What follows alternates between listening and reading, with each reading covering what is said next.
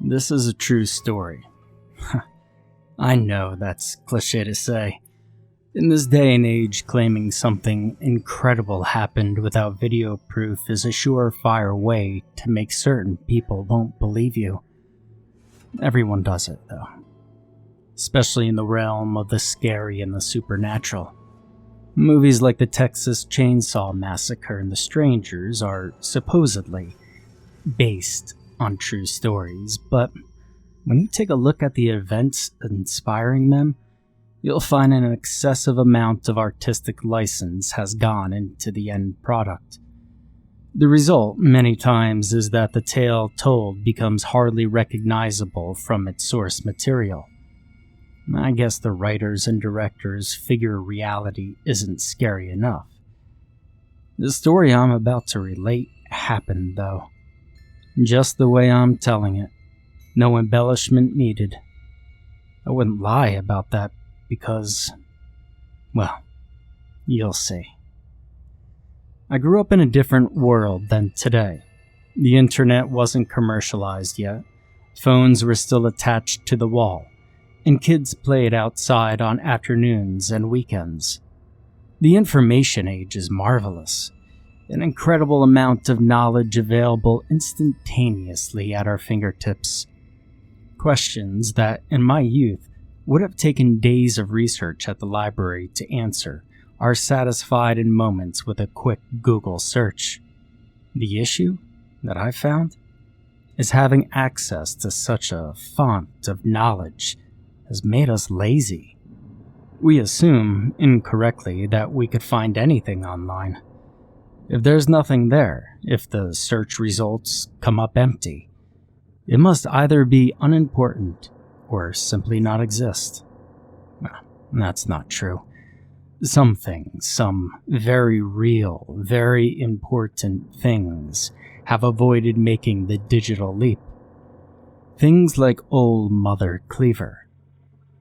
My mom and I moved to a new home a couple of weeks after my 13th birthday. My dad was in the army, and eventually Mom got tired of pulling up her life and starting over every couple of years. My parents decided to try a trial separation, and jointly concluded I'd go with Mom since Dad's lifestyle wouldn't be ideal for raising a kid by himself. I didn't get to have much of an opinion in the matter, so that was that. My mom wanted to live somewhere we could put down roots. She said she was looking for a place that embodied pure Americana. Small town living, but close enough to a big city that you could catch a flight if the itch to travel caught you. And that's where we ended up. A little town in Pennsylvania, not too far from Pittsburgh. I'm not going to say exactly where because, well, then I'd consider myself responsible for anything that might happen to anyone looking to corroborate my story. Just think of It's a Wonderful Life, and that'll give you a pretty good idea. It was summer when we arrived, a particularly hot one, and I remember flies the size of gumballs flitting through the air that seemed hazy because of the heat. Mom got a job as a secretary for the judge at the town courthouse.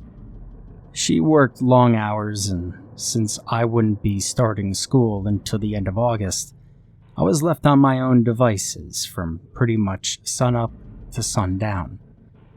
The little 2-bedroom duplex she could afford on her salary, even supplemented with monthly checks from my dad, was cozy, but we didn't have air conditioning, minus a few ceiling fans that didn't do too much to cool you off. Accordingly, I spent most of my days wandering around town to take my mind off of the heat. That was how I came to meet Tom and Terry, siblings who, for that summer, became my best friends in the whole world. They were Irish twins, Terry being my age and Tom slightly older. Tom was gregarious and energetic, Terry more reserved and bookish. But despite their differences, they shared curly brown hair, emerald green eyes, and a tight-knit bond. Even though we were on a pretty meager budget, My mom gave me a couple of dollars in a week in allowance that I would generally blow at the old-fashioned soda shop downtown. I first ran into the brothers at the store's comic rack, and we bonded over the latest issue of Uncanny X-Men and chocolate milkshakes. Eventually, we realized we only lived a couple blocks apart from each other. From that first meeting on, we were nigh inseparable. Tom and Terry were in a similar situation to me. Their mom had died a couple years earlier, and their dad worked the night shift at the paper mill just outside of town. Most mornings I'd take my old 10-speed over to their house, where we'd meet up and head out for the day. The two of them had lived there since they'd been born, so they were able to show me all the interesting things there were for kids to do in the town, and throughout the surrounding area. If nothing out of the ordinary had happened that summer, I'd still remember it as clearly as I do now from all the memories I built with Terry and Tom. Every day was an adventure. Bike races down Breakneck Hill, cannonballs in the swimming hole out in the East Woods, catching fireflies in the twilight gloom, and many others. Looking back now, I recognize the first part of that summer composed a framework to a kind of youthful Eden. Occasionally, we would have sleepovers. The brothers' house stood at the edge of their neighborhood, and they had a large backyard bordered by thick, leafy woods. The oppressive heat, thankfully, gave a reprieve most days after the sun went down, so some nights we'd build a bonfire and pile sleeping bags into a tent Tom still had from 6 months in the Boy Scouts. It was on one of those evenings, about 2 months after I moved to town, toasting marshmallows and telling ghost stories, that I was introduced to the legend of old Mother Cleaver. "You don't know about Mum Cleaver?" Tom asked with a grin, firelight reflecting off of his teeth. I shook my head. "What? I mean, is she some kind of urban legend, like the Hook or Bloody Mary or something?" "Or something," Terry murmured. Tom laughed. "Nah, nothing like those little kiddie stories. The Cleaves is real." "Well, I mean, that's what most urban legends want you to believe. If she's so real, then how come I've never heard of her?" Tom shrugged. "Well, probably because she's local, but she's definitely real. Our dad told us the story about her one time when he got super drunk. A long time ago, there was this lady that lived in a little house out in the woods with her son. Everyone in town knew she was supposed to be a witch, but because they would go to her for love potions and help to deliver babies, they pretty much just ignored it." "Really? A witch?" "Ah, shut up. That's just what my dad said. Anyway, the mayor's wife was having a baby, but she died giving birth. The mayor said it must have been something the witch did and got everyone in town all worked up. A bunch of people went out to her house and burned it down." I rolled my eyes and speared another marshmallow. "And now the witch's ghost haunts the town, right?" "No, Mr. Smarty Pants. The witch wasn't home. My dad figures she must have been pretty upset about the mayor's wife and was wandering in the woods when the crowd got there. The only one in the house was her son. And Tom nodded soberly. "Well, my dad said that the witch promised she'd have justice for her son's murder. But since the one most responsible was the mayor, she didn't trust the courts would find him guilty. So she took the cleaver she used to cut up the ingredients for her potions and went into town. She used the spell to find out who had burned her house, and night by night snuck into their rooms and hid under their beds.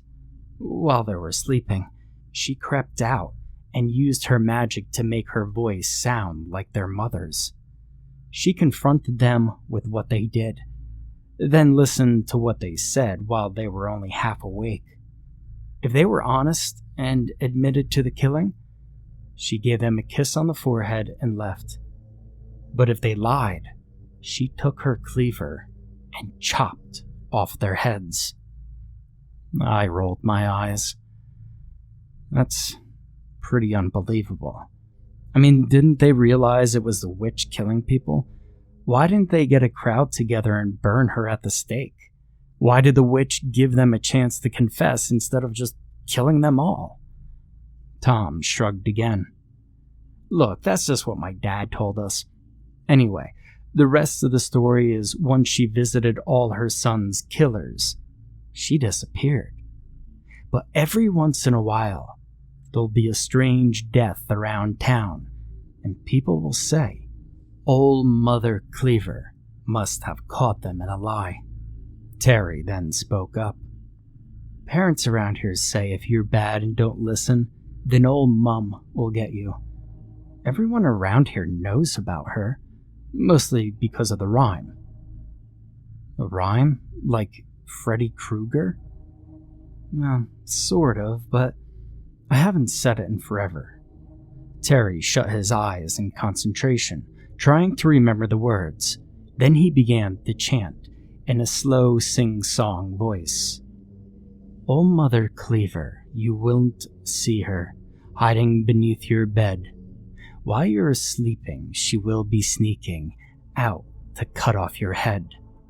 Grinning, Tom joined in.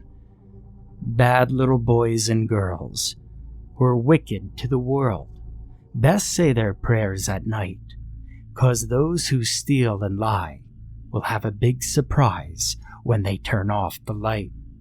Their voices picked up in tempo.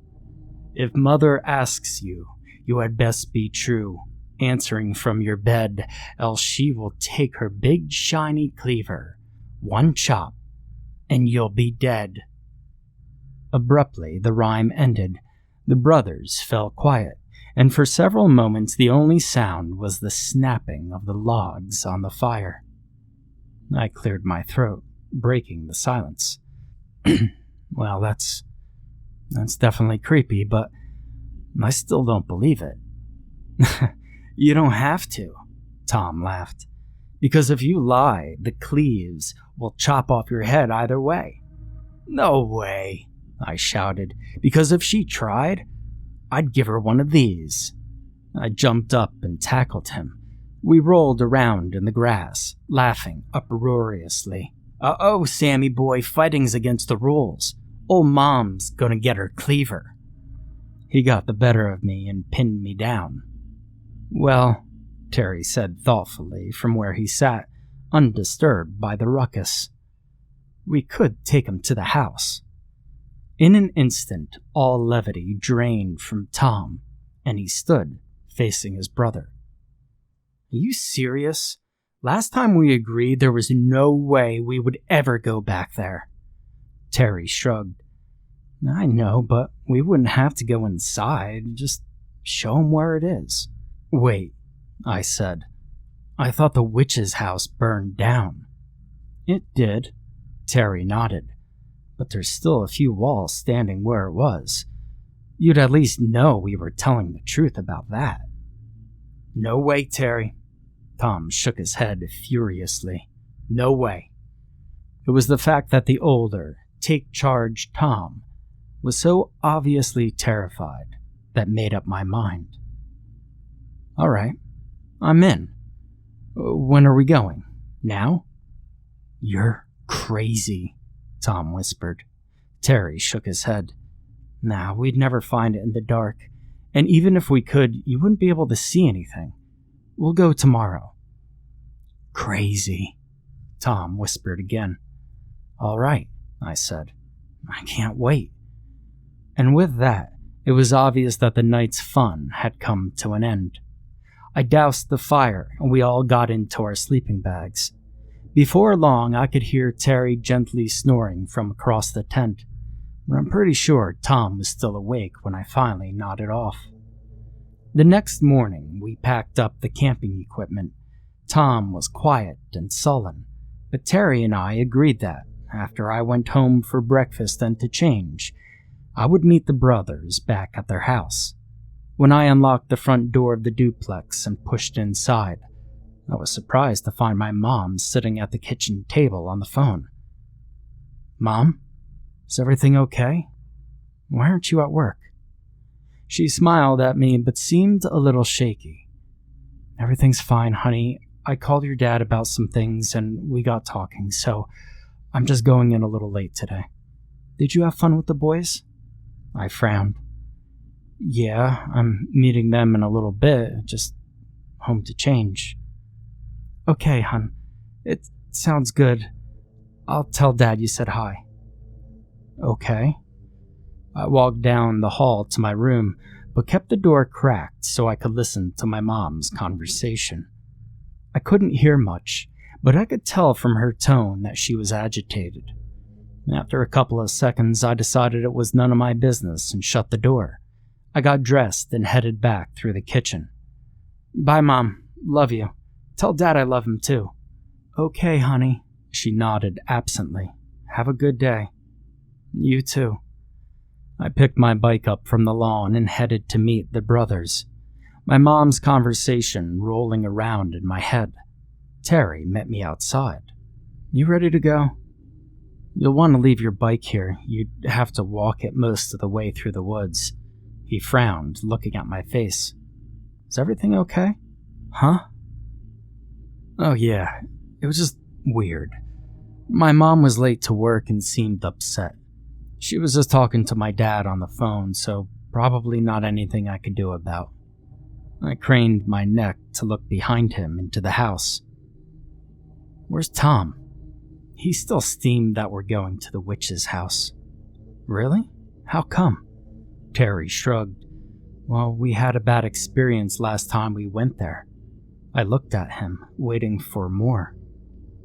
"And you're both crazy for wanting to go to that house." Tom pushed his way through the screen door onto the stoop. "But there's no way I'm letting you go alone." Terry smiled tightly. "Come on, Sam." He walked around to the backyard and into the adjoining woods. We stepped into an overgrown trail and followed it for 100 yards or so before it faded completely, and we were left walking through what was, as near as I could tell, completely unmarked forest. I followed Terry closely, Tom lagging behind us. The question still burned in my mind. After 10 minutes of walking through the trees, I asked again. "Seriously, why is he so worked up?" "Well," Terry turned to make sure Tom wasn't close enough to hear, then lowered his voice. "The truth is, we think the Cleaves killed our mom." "What? That's crazy." Terry pushed a low-hanging branch out of his path. "Yeah, I know we told you she died a couple years ago. It happened suddenly, the day after the last time we went into the witch's house. The next morning when my dad came home from work, he found her dead in their room." He paused to take a long step across the shallow creek. "Not long after we found out she'd been cheating on him, one of our neighbors was found dead in his bed too. Both of their heads were chopped off." I stumbled in surprise, my foot getting soaked in the creek up to my ankle. "You've got to be messing with me. I mean, you're kidding, right?" "No, it's true. I mean, you can ask other people about it." "But then the cops must have thought your dad did it." Terry nodded. "Well, of course, but his manager and all the other guys at the mill swore that he'd been there all night. And the doctor put the time of both deaths right in the middle of Dad's shift." I glanced back at Tom. "There's no way. You're pulling my leg. Tom was joking about the whole Mom Cleaver thing last night before you suggested going to the house." Terry shrugged. "Well, that's just how he handles things. Laughs it off so he doesn't have to think too hard about it." "Well, what about you? If you really believe old Mother Cleaver killed your mom, how come you're so ready to go traipsing around her house?" Terry's normally kind eyes grew hard. "My mom wasn't perfect, but that doesn't mean she deserved to have her head chopped off. I need to see if the Cleaves is really real. If she is, she owes me. Tom and my dad, too. I shook my head in wonder. Why'd you wait 2 years to go back then? Because, well, I'm scared as hell. Terry grinned. And I figured Tom would let me go without him, especially if you were going. I stopped talking for a few minutes, just processing everything Terry had laid on me. One final question nagged me. Okay, assuming your dad didn't do it, that still doesn't explain why you think old Mother Cleaver killed your mom. Maybe it was just some sort of escaped maniac or something. That would be a stretch, but a lot more believable than some ancient witch hiding under the bed. Terry nodded. The last time Tom and I went to the house, I took something. That night, the night she died, my mom woke me up and asked me about it. At least, I thought it was her. I told the truth, said I was sorry. She kissed me on the forehead and left. I shivered. Just like... Yeah. The thing is, we didn't know this was her house. We really didn't know anything about old Mother Cleaver then, just the rhyme. Most people don't. It wasn't until later my dad told us the whole story, and that's when we realized what must have happened. And he knows the story because, well, his great-grandmother was the mayor's wife who died. No way. Just what my dad told us. We're almost there. We walked maybe another 50 yards before Terry pushed through the thick screen of the brush. Before us, the burned-out remains of an old wooden house stood in a clearing. Only 2 of the exterior walls were still erect, and the roof was collapsed, the bare interior of the house totally exposed by the elements. The 2 of us stopped, just looking. Well, here it is, Tom said, coming up behind us. You believe us now, Sam? And can we get the heck out of here, please? Seeing the remains of the house, its blackened timbers twisting this way and that like broken fingers, I felt an involuntary shiver creep down my spine. Yeah, it works for me, I said. I sure hope you guys know how to find your way back. In a minute, Terry said before abruptly jogging forward and ducking behind one of the still-standing walls of the house. Terry, Tom shouted. He took a step to follow, then stopped, hands clenched at his sides, frustration visible on his face. What are you doing? I called after Terry. I followed him, but rounding the wall, my mouth dropped open, dumbfounded. Where did he go? With visible effort, Tom came to stand beside me. There's a hole over there. You can't really see it, but it leads down to the cellar. Come on. Are you sure? I asked. Terry told me about, well, your mom. He sighed. I figured, no, I'm not. But somebody's got to make sure that idiot doesn't hurt himself. There's no light down there. Sure enough, not 20 feet from where I stood lay an open hole with a shaky-looking ladder leading down it, blocked from sight by some of the fallen roof. Terry went down there. Yeah. What's he doing?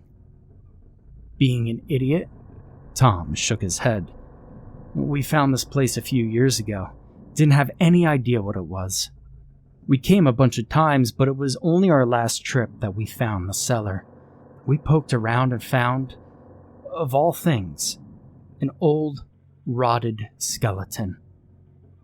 Terry took one of the finger bones as a souvenir. And that's why you think old Mother Cleaver visited you that night. To get their finger back. But why did she kill your mom? Tom shrugged. Don't know. Maybe since we disturbed her, she decided to go back to her old tricks. But the finger was gone the next morning. Come on, I'll go first. He took a breath to settle his nerves, then descended the ladder. You're good, he called back up. Just be careful, some of the rungs are a little slippery. I cautiously made my way down to the cellar beside Tom, and found the light coming from the hole above did little to illuminate the space. Here, Tom said. Put your hand on my shoulder so we don't lose each other. I think I can remember how to get where we found the skeleton. I grabbed his shirt and we stepped into the blackness, which, with only a few steps, became absolute. It didn't take long, maybe only 30 seconds or so, but the time seemed to stretch on for an eternity as Tom carefully felt his way along the earthen wall and I clutched his shoulder. We took one turn, then another, before the light of a small flashlight showed where Terry was stooped over, kneeling on the ground. You butthole, Tom called, striding up to his brother and roughly jerking him to his feet, the flashlight falling out of Terry's hands. What the heck are you doing? I stepped closer but stayed out of the brother's way. The flashlight beam rested on a pile of ancient yellow bones. Get off me, Terry shoved Tom's hand away. You know what I'm doing. Yeah, steal another bone and the Cleaves will come take it, right? And then what? Terry was practically crying. Then I'll make her tell me why she killed Mom. Well, how's that gonna work, idiot? You gonna be asleep when she comes? What if you mess up and lie to her, huh? What then? She'll chop your head off too. Tears were welling from Tom's eyes now as well. Then you do it, dipshit. I'm not that crazy. No, you're just a fucking coward. I'll do it, I said softly. What? The brothers stopped, turning to me in unison. In their defense, both tried to talk me out of it, but I was resolved. Part of it was that I still wasn't completely sure this wasn't just some enormously elaborate prank that the brothers had decided to pull on me. Partly I wanted to see if the legend was true, but the main reason I ill-advisedly took a small finger bone from the witch's burnt-out cellar was I wanted to help my new friends. Walking back to their house, we came up with our plan. We discussed if it made more sense for me to stay with them that night, but decided I'd have to stay in my room to make sure old Mother Cleaver would come.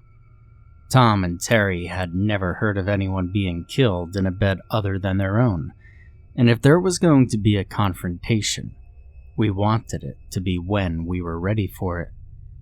We decided that after their dad left for work that night, the boys would come over and hide in my yard.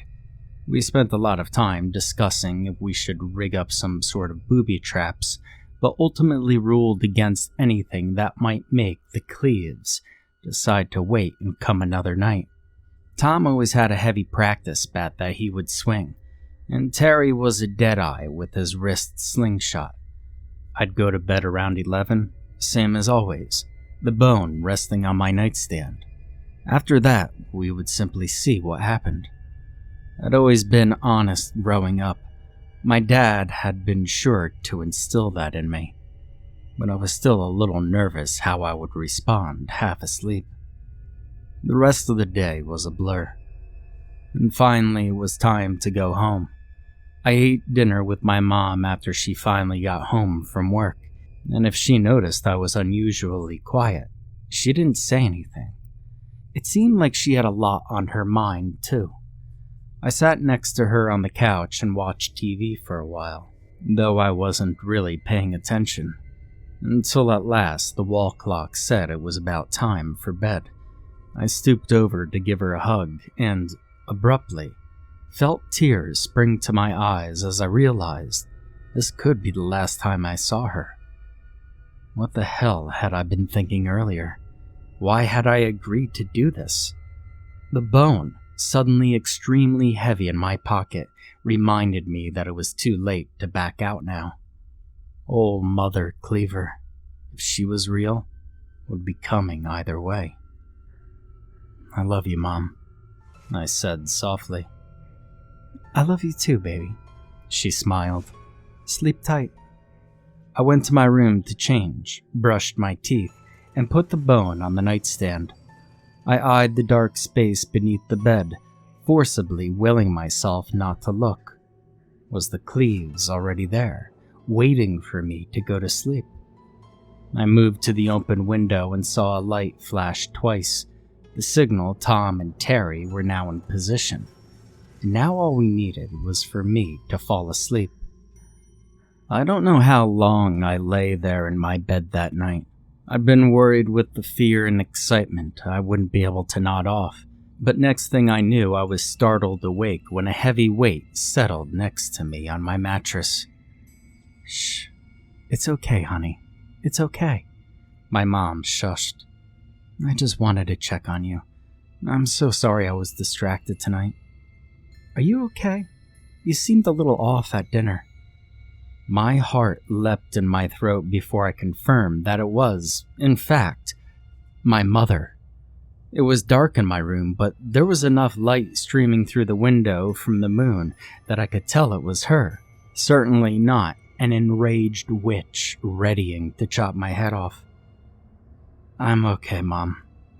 You seemed weird too. Is it something with Dad?" She shook her head.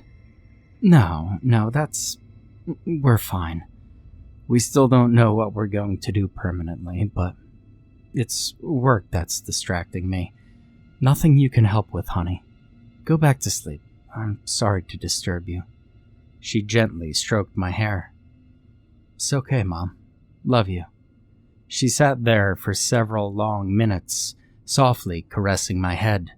My breathing slowed, and it wasn't until I was again on the verge of sleep that she finally stood up to leave. "Sam?" Her voice sounded far away. "What's this on your nightstand?" Sorry, Mom," I breathed. "It's to help Tom and Terry." "That's my good boy." She bent over and kissed my forehead. It was a long beat before my brain processed what had just happened. My eyes snapped open, and I shot up in bed, a pulse of fear coursing through me. I was alone in the room. I rushed to the window, but other than 2 flashes of light confirming the brothers were still outside waiting, nothing seemed out of the ordinary. The rest of the house was dark and quiet, and I carefully confirmed that my mother was asleep in her bed. Maybe it had been a dream brought on by an overactive imagination. Maybe. But I didn't sleep the rest of the night. The next morning, I checked with Tom and Terry. They'd taken their shifts to ensure one would always be awake, but neither had spied anything strange. I relayed what had happened, and they were as dumbfounded as me. Little did I know that would be one of the very last times I'd see the brothers. While I was outside talking to them, my mom got another phone call. I learned later that the judge she worked for at the courthouse had been taking bribes. My mom had found out and had been trying to figure out what to do about it. Ultimately, she didn't have to decide because the judge was found murdered. Rumor was his head had been chopped off. We moved from town shortly after that. My parents ended up getting divorced, but I got to see my dad regularly, and they both seemed happier for it, so that was okay. I stayed in touch with Tom and Terry through mail for a while, but eventually we fell out of contact. With the internet and social media today, I've thought many times about trying to track them down, but I haven't. I don't know if they ever managed to confront old Mum. And frankly, I'm scared to find out if they did. The world I grew up in was different, more isolated. If a judge mysteriously had his cut off today, it would be making headlines the world over. But that was then. This is a true story. I don't much care if you believe me because I know it is in my gut. I know because ever since that night, I've made it a point to be utterly truthful in everything I've said and done. Lying to no one, including myself, because I've still got the finger bone. Why she took Tom and Terry's all those years ago and left mine, I can't fathom. But if the night comes that old Mother Cleaver sneaks out from under my bed and asks me about my sins, ready to deliver her unique brand of justice, I want to be sure I answer honestly.